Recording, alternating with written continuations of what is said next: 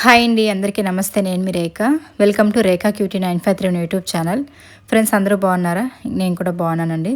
ఈరోజైతే మీ అందరూ కూడా అడుగుతున్నారు, నేను షార్ట్ వీడియోస్ అయితే పెట్టాను కదా, మీ నాన్నకి ఏమైంది, అసలు ఎందుకు ఇలా జరిగింది, క్లారిటీగా చెప్పండి, ప్రాబ్లం ఏంటని చెప్పేసి అడుగుతున్నారు కదా. సో అందుకే లాంగ్ వీడియో అయితే నాకు టైం కుదరట్లేదు. 2-3 డేస్ నుంచి సరిపోతుంది నాకు. హాస్పిటల్కి, ఇంటికి తిరగడము, ఫుడ్, ఇంకా పిల్లలు, ఇవన్నీ సరిపోతుందన్నమాట. సరే, ఇంకా అందరూ కూడా అడుగుతున్నారు కామెంట్స్లో. నేనేమో రిప్లై ఇచ్చేంత టైం కూడా నాకు లేదు. అందుకోసం అని చెప్పేసి ఇంకా క్లారిటీగా ఏం జరిగింది, ఎప్పుడు జరిగింది, ఎలా జరిగింది, అసలు ఏంటని చెప్పేసి మీకు ఈరోజు ఈ లాంగ్ వీడియో ద్వారా చెప్పేస్తాను. సో డీటెయిల్గా అయితే ఓకేనా, చూస్తూ ఉండండి వీడియోని అయితే స్కిప్ చేయకుండా. ఇంకా మేమైతే సండే రోజు కాదు, థర్స్డే ఫ్రైడే రోజు అయితే నాన్నకు కొంచెము జ్వరం వచ్చినట్టుగా అనిపిస్తే ఇంకా హాస్పిటల్కి అయితే తీసుకెళ్ళేసి వచ్చామన్నమాట. నార్మల్గానే కదా అని చెప్పేసి ఇంకా ఆ తర్వాత అయితే సెలైన్లు అవి పెట్టించుకొని వచ్చాము. నెక్స్ట్ అయితే సాటర్డే రోజు ఇంక ఇంట్లోనే ఉన్నారు, కుండలు చేసే కూడా వెళ్ళలేదన్నమాట. ఇంకా పిల్లల్ని కలవరిస్తున్నారంటే ఇంకా పాపకి ఎగ్జామ్స్ స్టార్ట్ అయినాయి, చిన్నమ్మాయికి. సరే, ఇంకా సండే రోజు వెళ్దాము, సండే రోజు వెళ్ళేసి నైట్ ఉండి మండే రోజు మార్నింగ్ వచ్చేద్దాం స్కూల్ టైంకి అని చెప్పేసి ఇంకా మేము వెళ్దాం అనేసి అయితే అనుకొని సండే రోజు అయితే వెళ్ళాము. ఆ బ్లాగ్ అయితే మీకు నెక్స్ట్ షేర్ చేస్తానులేండి, ఎంత హ్యాపీగా ఉన్నారు అప్పుడు అనేది. నెక్స్ట్ అయితే ఇంకా సండే రోజు నైట్ అక్కడే ఉన్నాము. మండే రోజు అర్ధరాత్రి ఒక 2:30 నుంచి నాన్నకి సడన్గా, అంటే మేము అటుపక్క ఇంట్లో పడుకొని ఉన్నామన్నమాట. అమ్మ, మేము, పిల్లలు అందరం కూడాను. ఎప్పుడొచ్చినా మేము అక్కడే పడుకుంటాం అందరము. నాన్నకైతే మంచం కావాలన్నమాట. కాళ్ళు నడుము నొప్పి, కాళ్ళు కూడా అంత ఇదవ్వదు కదా అని చెప్పేసి ఇంకా బెడ్ పైన పడుకొని అలవాటు అని చెప్పి ఇంక ఈ ఇంట్లో బెడ్ పైన పడుకుంటారు. ఇంకా అటుపక్క రూమ్లో మంచం లేదు కాబట్టి ఇంకా దివాన్ మీద ప్లేస్ సరిపోదన్నమాట నాన్నకి తిరగడానికి, అటు ఇటు దొరలడానికి. అందుకోసం అని చెప్పేసి ఇంక ఇక్కడే పడుకునేవాళ్ళు. అమ్మ ఏంటంటే మార్నింగ్ అయితే స్కూల్ టైంకి అంతా ఫుడ్ ప్రిపేర్ చేయాలని చెప్పేసి మా కోసం అయితే ఒక 2:00కి లేచింది. సో ఎప్పుడు కూడా మా అమ్మ అంతే, ఎప్పుడైనా మేము వెళ్ళాము ఇట్లా ఏదైనా బయట వెళ్ళాలి అనుకున్న పండుగల టైంలో కానీ, లేకపోతే మాకు ఫుడ్ ప్రిపేర్ చేయాలనుకుంటే ఎర్లీగా లేచేసి అన్నీ కూడా చేసి లంచ్ కూడా ఇచ్చేస్తున్నాను విషయం మీకు తెలుసు కదా, ఇంతకుముందు వీడియోస్లో కూడా షేర్ చేశాను కదా మీతో. మేము వెళ్ళామంటే నైట్ ఉండమంటుంది. ఇంకెందుకంటే మేము తప్ప ఇంకెవరున్నారు చెప్పండి మా అమ్మ వాళ్ళకి, అందుకోసం అని చెప్పేసి ఇంకా అట్లా ఉండిపోయాం కదా. ఇంకా నాకు ఇబ్బంది లేకుండా ఉండాలని చెప్పేసి పొద్దున టిఫిన్, మధ్యాహ్నం లంచ్ అన్నీ కూడా ప్రిపేర్ చేసేస్తుంది.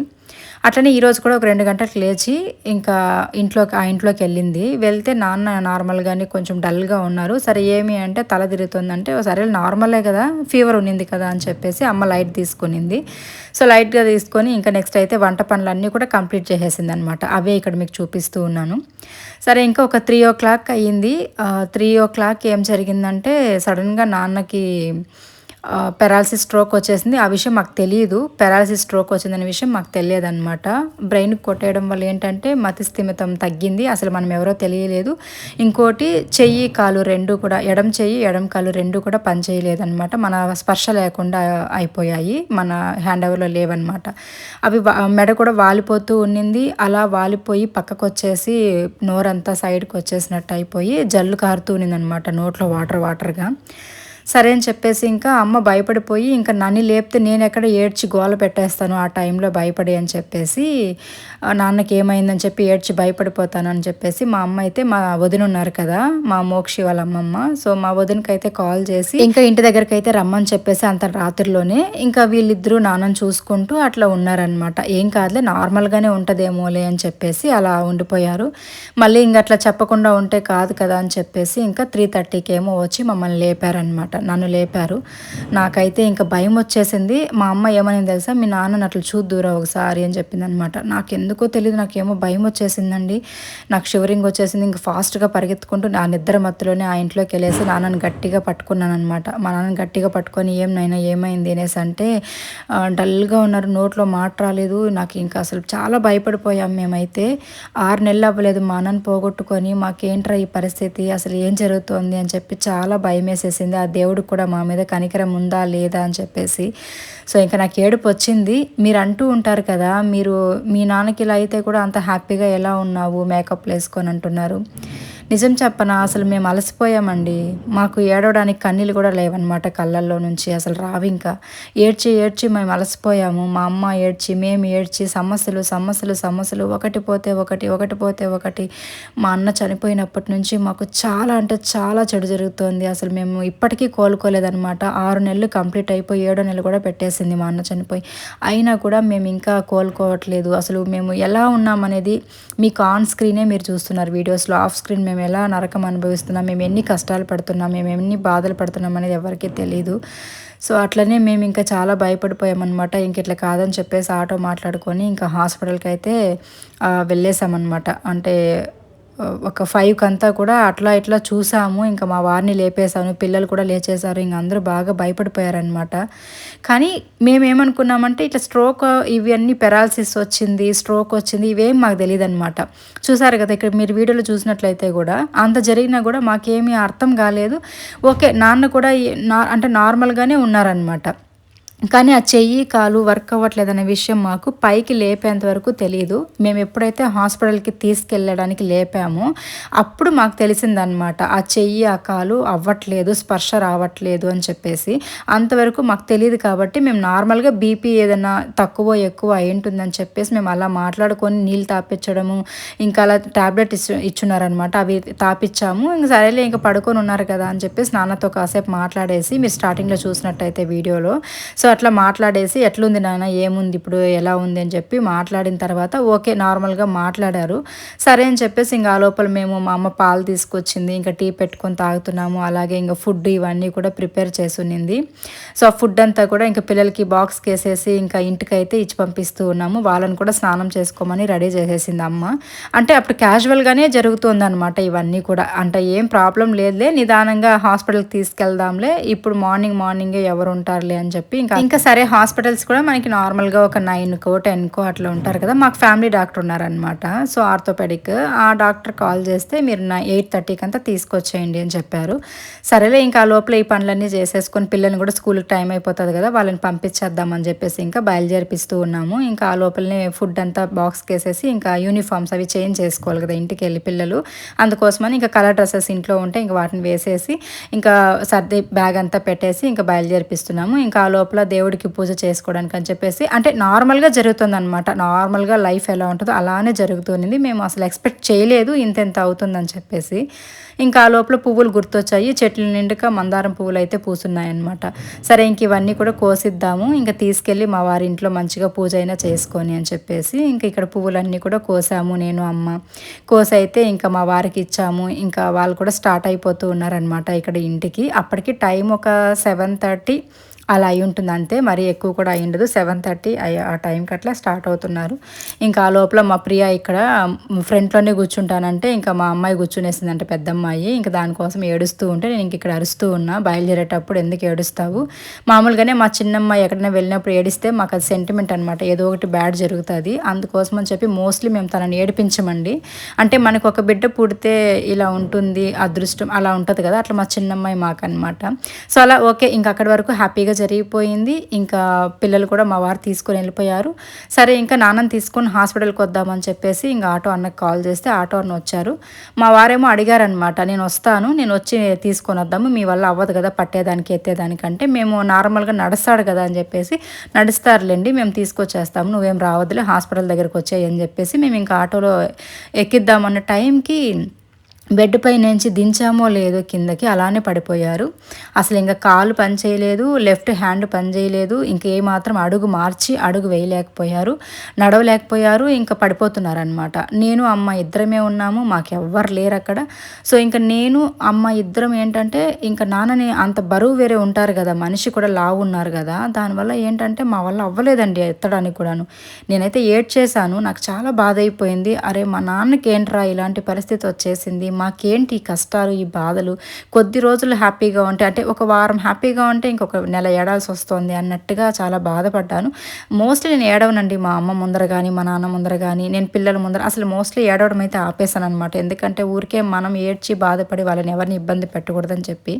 సరే అని చెప్పేసి ఇంక అట్లా ఏదో ఒక బాధపడి ఇంకా అమ్మ నేను నాన్ననైతే ఒకరి కాళ్ళు ఒకరి చేతులు అంటే బాడీని పట్టుకొని లేపుకుంటూ వచ్చి అయితే ఇంకా ఆటోలో ఎక్కించుకొని హాస్పిటల్ దగ్గరికి వచ్చేసాము. ఇంక ఇక్కడికి రాగానే ప్రస్తుతానికైతే మనకి ట్రీట్మెంట్ ఇచ్చి ఒక సెలైన్ పెట్టి ఒక 2 ఇంజెక్షన్స్ అయితే వేశారు. ఇంకా చిత్తూరుకి అయితే రాసిచ్చారనమాట. చిత్తూరుకి వెళ్ళేసి స్కానింగ్ అయితే సిటీ స్కానింగ్ చేయించుకోరండి. ఒకవేళ పారాలిసిస్ స్ట్రోక్ వచ్చింది, అది కాకుండా ఇంకేమైనా బ్రెయిన్కి ఎఫెక్ట్ అయ్యిందా, నరాలు ఏదైనా క్లాట్ అయ్యాయా, బ్లడ్ క్లాట్ అయిందా, ఇవన్నీ చెక్ చేద్దాము చూద్దామని చెప్పేసి చిత్తూరుకి రాసిచ్చారు. ఇంకా మేమైతే స్కాన్ సెంటర్ వాళ్ళే మనీ కట్టేసామంటే, అంటే డబ్బులు కట్టేస్తే వాళ్ళే అప్ అండ్ డౌన్ 2 కూడా పికప్పింగ్ డ్రాపింగ్ కూడా వాళ్ళే చేసేస్తారనమాట. అట్లా వ్యాన్ అయితే వచ్చింది. వ్యాన్లో తీసుకొని ఇంకా చిత్తూరు స్కాన్ సెంటర్కి వెళ్ళేసి ఇంకా అక్కడ స్కానింగ్ అవి సిటీ స్కాన్ చేయించుకొని ఇంకా రిపోర్ట్స్ కూడా అప్పటికప్పుడు వాట్సాప్ చేసేస్తారు డాక్టర్కి అయితే. ఇంకా మేము మళ్ళీ ఏ హాస్పిటల్లో అయితే అడ్మిట్ చేస్తున్నామో అక్కడికైతే వచ్చేసాము. ఇది వెంకటేశ్వర క్లినిక్ ఉంటుంది అనమాట, ఆర్థోపెడిక్ డాక్టర్ అనమాట, నాగరాజ్ సార్ అని చెప్పేసి. ఇంకా హాస్పిటల్లో అయితే మేము అడ్మిట్ చేసుకున్నాం నాన్నని. అంటే సోమవారం జరిగింది, ఈ రోజుకి 4 days అయిందనమాట హాస్పిటల్లో ఉన్నాము. ఇప్పుడు కూడా ఇంకా డిశ్చార్జ్ అవ్వలేదు, హాస్పిటల్లోనే ఉన్నారు. సో ఇంకా అక్కడికైతే వచ్చేసాము. రాగానే ఇంకా బెడ్కి అడ్మిట్ చేసేసి ఇంకా ఆ తర్వాత అయితే ట్రీట్మెంట్ స్టార్ట్ చేశారు. సెలైన్లు పెట్టడము, వాటిలో ఇంజక్షన్లు ఇవన్నీ వేసిన తర్వాత మా నాన్న కూర్చున్నారనమాట. అంటే మేము కూర్చోబెడితే కూర్చోగలుగుతున్నారు, అంతకుముందు కూర్చోడానికి కూడా అవ్వట్లేదు. సో ఇప్పుడైతే కూర్చుంటున్నారనమాట. అలా ఇంకా సోమవారం రోజు అయితే ఇంకా ఇలా ట్రీట్మెంట్స్ అవి ఇచ్చి ఇంకా కాస్త కుదుట పడ్డారు. ఓకే, మాకు అప్పటికి కొంచెం ధైర్యం వచ్చింది. ఇంకా మా నాన్నకి ఏ ప్రాబ్లం లేదు, హ్యాపీగా ఇంకా మేము సేవ్ చేసుకొని ఇంటికి తీసుకెళ్ళిపోవచ్చు అన్నట్టుగా ఇంకా కొంచెం ధైర్యం వచ్చింది. మా ఫేసెస్లో కూడా కొంచెం నవ్వు వచ్చిందనమాట. సో ఎవరు కూడా కానీ ఒకటి గుర్తుపెట్టుకోండి, తల్లి తండ్రికి ఏదన్నా అయినా, అసలు మనం మామూలుగా బయట ఎవరికైనా ఏదైనా జరిగితే వీడియోస్లో చూస్తేనే అయ్యో పాపం అంటాము. అలాంటిది కన్న తల్లి తండ్రికి ఏదైనా అయితే బాధ అవ్వదా అండి? రక్త సంబంధాలకి ఏదైనా అయితే బాధ అవ్వదా? అప్పుడు మా అన్న చనిపోయినప్పుడు అలానే నన్ను బాధ పెట్టారు, నీకు బాధ లేదు, నీకు సోకులు ఎక్కువ, నీకు షికార్లు ఎక్కువ. ఇంకా అలాంటిది కన్న తండ్రికి ఇలా అయితే ఏ బిడ్డకి బాధ ఉండదు చెప్పండి? ఆ రోజు ఓకే, మీరు చెప్పింది రైటే అయి ఉండొచ్చు, నేను రెడీ అయిన దానికి ఆ సిచ్యువేషన్కి మీకు అంత అర్థం అవ్వి ఉండకపోవచ్చు. కాకపోతే ఆ రోజు నాకు ఒక వీడియో షూట్ ఉండింది. ఆ వీడియో షూట్ కోసం నేను అలా రెడీ అయ్యాను. ఎందుకంటే నాకు కూడా డబ్బులు కావాలి కదండి. ఇప్పుడు నేను సంపాదిస్తేనే కదా నేను మా అమ్మ మా నాన్నని చూసుకోవడానికి. హాస్పిటల్లో కూడా ఇప్పుడు నేను ట్రీట్మెంట్ ఇప్పించాలంటే అంత ఈజీగా అయిపోతాయా? ప్రైవేట్ హాస్పిటల్లో అసలు ఎంత డబ్బులైనా సరిపోదు. అందులోనే మేము 4-5 days అడ్మిట్లోనే ఉండాలన్నమాట. ఎంత అవుతుందో ఆలోచించండి. మళ్ళీ దానికి కూడా కామెంట్ పెట్టారు, మీరు మీ నాన్నకి ఇలా అయిందని చెప్పి మీకు బాధ లేదు, మీరు డబ్బులు అయిపోతుంది, ఖర్చు అయిపోతుంది అని చెప్పేసి బాధపడుతున్నారని. నేను అలా అనుకునే దాన్న కాదా అని చెప్పేసి వచ్చి మా అమ్మని అడగండి, మా నాన్నని అడగండి, మా అమ్మ వాళ్ళ ఊర్లో అడగండి, నా రిలేటివ్స్ని అడగండి, వాళ్ళే చెప్తారు. అసలు నేను ఒక కొడుకు స్థానంలో ఉండి నేను ఎలా చూసుకుంటున్నాను. మా అన్న ఉన్నప్పుడు కూడా అండి, మా అన్న లేనప్పుడే కాదు, మా అన్న ఉన్నప్పటి నుంచి కూడా నేనే చూసుకుంటున్నా. గొప్పగా గర్వంగా చెప్పుకుంటా ఈ విషయం నేను. సో నేనైతే ఎట్టి పరిస్థితిలోనూ ప్రతి ఒక్కరికి ఒకటే చెప్పేది, ఎప్పుడు కూడా నేను ఎప్పుడు ఒకటే చెప్తా, అమ్మ నాన్నని ఖచ్చితంగా చూడాలి. వాళ్ళని చూసిన పిల్లలు ఎవరు, తల్లి తండ్రిని చూసిన పిల్లలు ఎవరు చెడిపోయినట్లు చరిత్రలో లేదు. కాబట్టి నేనైతే ప్రతి ఒక్కరికి, నేను చాలా వీడియోస్లో చెప్పాను, అలాంటిది నేను ఎందుకండి అంత నెగ్లిజెన్సీ చేస్తాను. ఆ రోజు నాకు వీడియో ఉండే, నాకు ప్రమోషన్ ఉండే, దానికోసం రెడీ అయి ఉన్నాను. ఇంకా అలాగే హాస్పిటల్కి రావాలి కాబట్టి ఇంకా లంచ్ అవి తీసుకొని ఇంక ఇది మరుసటి రోజు అనమాట, అంటే మంగళవారం రోజు ఇంకా హాస్పిటల్కి వచ్చానమాట. ఫుడ్ అవి మార్నింగ్ టిఫిన్, మధ్యాహ్నానికి లంచ్, ఇవన్నీ కూడా మీరు షార్ట్ వీడియోస్లో చూసుంటారు. ఎవరైనా చూడకపోతే వన్స్ ఒకసారి వెళ్ళి చెక్ చేసేసేయండి. ఇంకా అలాగైతే ఇంకా తీసుకొని వచ్చాము.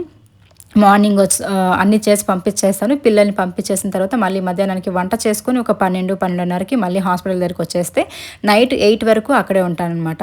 పిల్లలు వస్తారు, పిల్లల్ని కూడా ఒకేసారి నాన్న దగ్గర మాట్లాడించుకొని కొంచెం ధైర్యంగా ఉంటారని చెప్పేసి ఇట్లా అందరం ఉండి కలిసి మేము హ్యాపీగా నాన్నని చూసుకుంటూ, మా నాన్న ముందర కూర్చొని మేము ఏడుస్తూ బాధపడుతుంటే మా నాన్నకి ఇంకా అరే నాకేమో అయిపోయింది అని ఇంకా బాధపడతారు కదా. కాబట్టి మేము కొంచెం జోకులు వేసుకుంటూ మా నాన్నని కొంచెం నవ్విస్తూ, మేము కొంచెం నవ్వుతూ నటిస్తున్నట్లు కొంచెం, అంటే ఏంటి ఇప్పుడు ఇలా అయిపోయిందని చెప్పేసి మేము అందరం ఏడ్చుకొని పడుకొని కూర్చొని తిండి తినకుండా ఇంకా ఏడ్చుకొని ఉన్నామంటే మా నాన్నని కాపాడేస్తామా? లేదు కదా. మేము కొంచెం ధైర్యంగా ఉండి మేము ఎలా చేయాలి, ఎలా కాపాడుకోవాలని ఆలోచిస్తేనే కదా మా నాన్న మాకు దక్కుతారు. ఒక అన్నను పోగొట్టుకున్నాం, ఇప్పుడు మా నాన్నని కూడా పోగొట్టుకునే శక్తి మాకు లేదు. కాబట్టి మేము ధైర్యంగా ఉంటూ మేము ఇలా మా నాన్నని కొంచెం మోటివేట్ చేసుకుంటూ మేము ఉన్నామన్నమాట. ఇంకా అది విషయం. అయితే నాకు రాదండి, నాకు కెమెరా ముందు ఒకలాగా కెమెరా వెనక ఒకలాగా నటించడం నాకు రాదు, ఉన్నది ఉన్నట్లే చూపించుకుంటాను. అండ్ నాకు ఆ రోజు ప్రమోషన్ ఉంది కాబట్టి నేను శారీ కూడా చేంజ్ చేసుకున్నంత ఓపిక లేక ఇంకా డైరెక్ట్ అలానే వచ్చేసాను అనమాట. సో అది జరిగింది అక్కడ. ఇంకా మళ్ళీ బాధ లేదని అంటే ఇంకా మీకు అసలు నేను ఇంకేం చెప్పలేను అనమాట. ఇంకా నెక్స్ట్ అయితే ఇంకా మా నాన్న అయితే ఇంకా ఈవినింగ్ వరకు ఉన్నాం కదా, నాన్నతో అయితే మాట్లాడుతూ ఉన్నా. నాన్న కళ్ళు తెరవడానికి అవ్వట్లేదంట, కొంచెం మత్తుగా ఉంది అనేసి అన్నారు. సో అది ఇంకా కళ్ళు కొంచెం రెడ్గా అయిపోయాయి అనమాట, బ్లడ్ కొంచెం క్లాట్ అవ్వడం వల్ల. ఇంకా అవన్నీ కూడా నేను చెక్ చేసి చెప్తున్నా, ఏం కాదు, అదే చెప్తున్నారు ఇక్కడ చూడండి. సో మళ్ళీ నేను అదే అంటున్నాను, ఏం కాదు నాన్న, అది మామూలే, నీకు టాబ్లెట్స్ అంటే సెలైన్లు పెడుతున్నారు కదా, కదా, దానివల్ల మత్తుగా ఉండాలి అని చెప్పేసి ఇంకా అట్లా కొంచెం కవర్ చేస్తూ ఉన్నా. మరీ చెప్తే కూడా భయపడతారు కదా అని చెప్పేసి ఇంకా అలా డైలీ వెళ్తున్న టిఫిన్ భోజనం తీసుకొని వెళ్ళడము, మళ్ళీ నైట్ వరకు ఉండడము, మళ్ళీ మాట్లాడుకొని ఇంటికి రావడం ఇలానే జరుగుతుందండి. ఇంకా అప్డేట్స్ అయితే ఇస్తూ ఉంటా. ప్రస్తుతానికైతే పర్లేదు, నాన్న కొంచెం బాగానే ఉంది. థ్యాంక్ యూ సో మచ్ మీ అందరూ బ్లెస్ చేసినందుకు.